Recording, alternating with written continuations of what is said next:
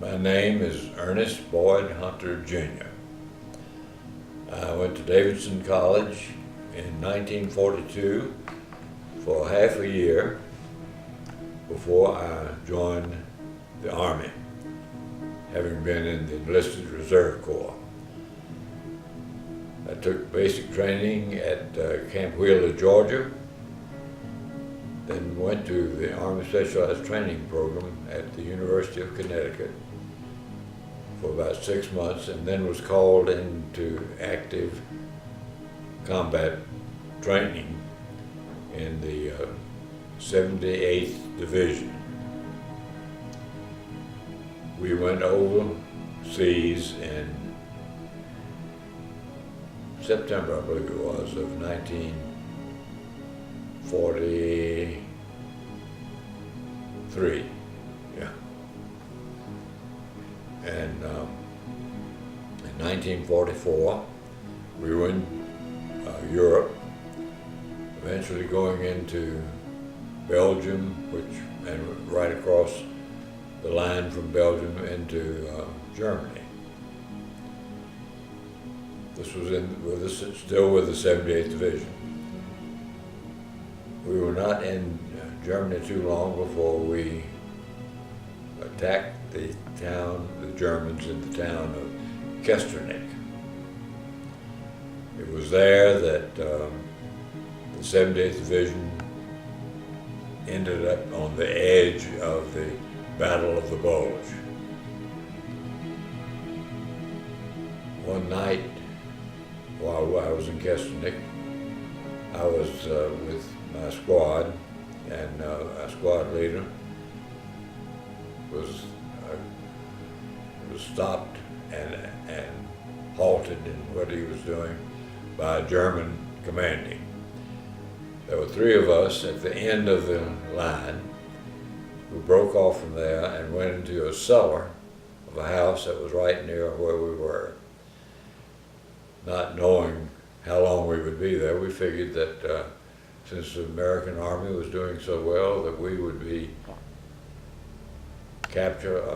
liberated from our potential capture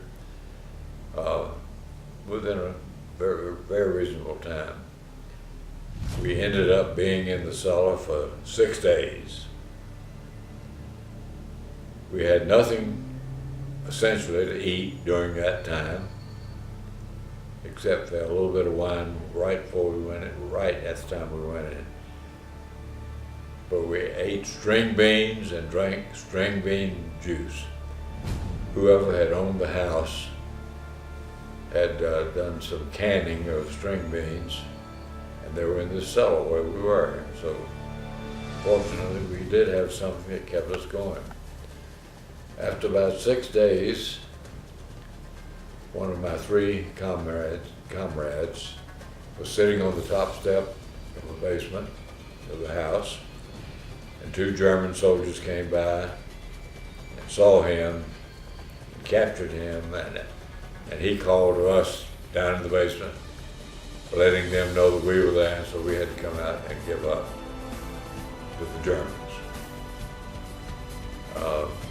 One of the most interesting things that I had during my experience with the Germans was right after we were captured. We were standing around outside the cellar, and a bunch of German soldiers were around us because we were, at that time, oddities as far as they were concerned.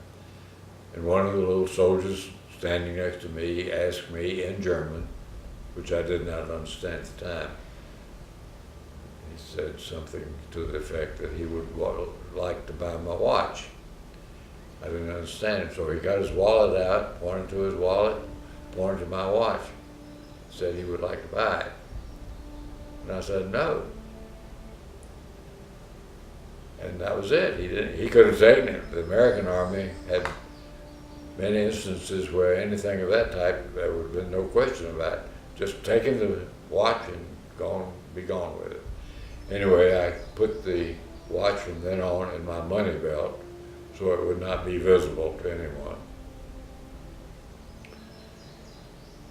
During the early part of the capture, the soldier who had captured us took us down to some headquarters people, which I guess was the equivalent of the battalion officers.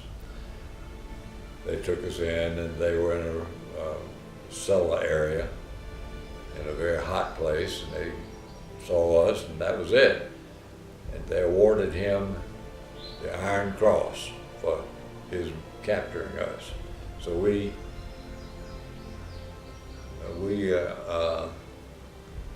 felt like that involved some congratulations on our part to him. So we congratulated him on capturing us. Then we were sent off to an area where the German soldiers had a soldiers' retreat. It was sort of like a big field box. And we spent the first night in that retreat area. And it was then, because I realized that I had frozen feet, which I'd gotten by being in combat and primarily by being in the cellar for 6 days. And so we were marched, even though I was not able to do much marching. I was helped along through Bonn, Germany, across the Rhine River to railroad area where we were put in boxcars. They called them 40 and 8. Used to be 40 horses and 8 men.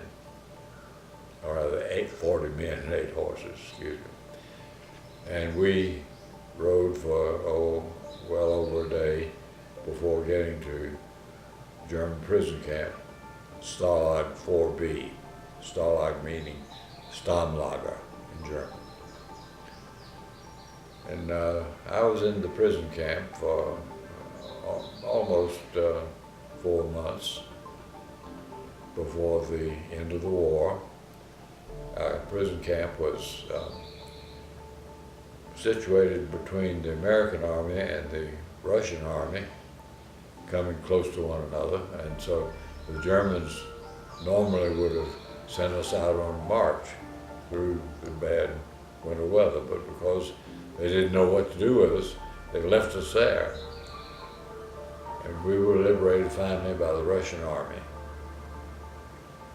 And they kept us in the town of Kesternik area for a few days, and then moved us to another German barracks, which were very nice barracks that they had. And we were there for a few days until an American major came along with a detail of trucks to take us back to the American lines. And the Russians said, "No, you can't take them until you take them all." So some of us were gathered around talking to this Russian major before he went back to the American lines. And he said, "If you all will march or walk back to the American lines on the highway, we will have trucks coming along and we will pick you up and take you back." Well, about 3 of us found a map of Germany, and we realized that we had a shortcut that we could take from where we were to the town of Leipzig. And we took that shortcut, but there were no trucks on the shortcut. So we walked all the way back, somewhere around 30 miles. And we got back to the American Army at that time. And I had, of course, recovered from the worst of the frozen foot problem because I had been doing a lot of walking, and that helped, I guess. And we were sent by an Army Air Corps plane to a town near what came to be known as Camp Lucky Strike. That's where a lot of prisoners was assembled before sending them back to the United States. So I was in Camp Lucky Strike for a couple of weeks, and then went by the naval ship back to port at Newport News, Virginia. And I, because of the fact that I had acquired yellow jaundice after being liberated, because the people that did the feeding us were people thought they knew how to cook and they didn't. And so I got this disease, and so fortunately, by having that, I was able to ride back in the ship in the upper deck where they had the doctors and the nurses and all to take care of us. Until the last day, they were through with us and sent us down to the lower part of the ship. And with that, we disembarked at Newport News, and within a few days after that, we were sent to camp in Durham, I believe it was. I can't think of the name of it. And it was from there that we were sent, given a 2-month furlough back home. And I got, I don't even remember how I got home, but I did. And then I had a good 2-month furlough, and then went back into the Army area at Miami Beach, and was assigned to serve in the medical, the MPs, an MP detachment. And for a while there, I rode trains back and forth from Miami to Jacksonville. And my site of encampment there was in Jacksonville, Florida. And so after several months, I was eligible for discharge and got the discharge from the Army. And then I got back to Charlotte and resumed my education at Davidson, the second semester in 1946.